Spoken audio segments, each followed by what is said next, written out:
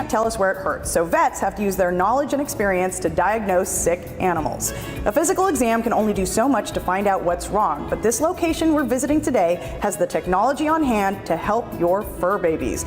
We're out at Eagle Veterinary Hospital with Dr. Kenneth Curlin. Thank you so much for having us. Thanks for coming in. Of course. Now, tell us about ultrasounds for pets and how vets use them to diagnose medical issues. Okay. Well, anytime we have a sick animal that comes in, trying to figure out what's causing it is sort of like solving a murder mystery. So what we're doing is getting as many clues as we can.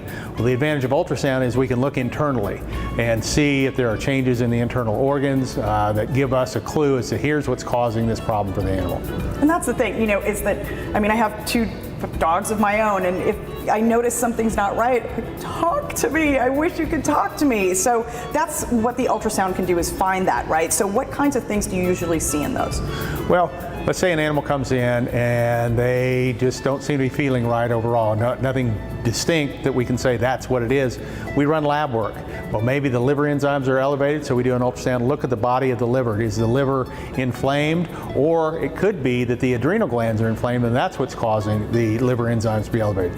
Same thing with kidney disease, so we can look at those kidneys and go, oh, well, look, there's a stone in this kidney, or there's kidney disease going on here, that sort of thing. So it just gives us more information that we can use. One of the biggest things that we use it for also is for echocardiograms. We listen to a dog's chest, we hear a murmur. Well, we can have an echocardiogram done, and that's what ultrasound does. And it looks at the structure of the heart, looks at the valves, looks at the ventricles, which are the chambers of the heart. Is there disease going on in those, and to what degree? So it gives us a much better idea of what are the best medicines for us to choose for that sort of thing. So what signs should you be looking for that might indicate that your pet may need an ultrasound? Well, there's no real specific sign. It bases, what we choose is, what is this animal doing? What are the clues we already have that make us think that an ultrasound would be indicated? Maybe we feel the abdomen and then we feel a tumor. It's like, okay, well, where is this tumor? So we can, put the ultrasound on there and say, okay, this is coming off the spleen. Or this is on the liver or the kidneys or whatever internal organ might be. It may be thickening of the intestinal tract. Inflammatory bowel disease we do see in animals also.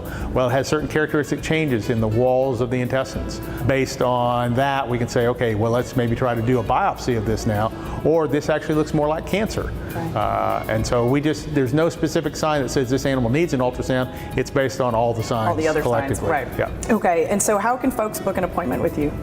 Well, they just give us a call. Ideally, if they have an animal that's having a problem and they're taking it someplace, they may want to ask their vet to refer to us to do that, to have the ultrasound done, and we send the report back to them.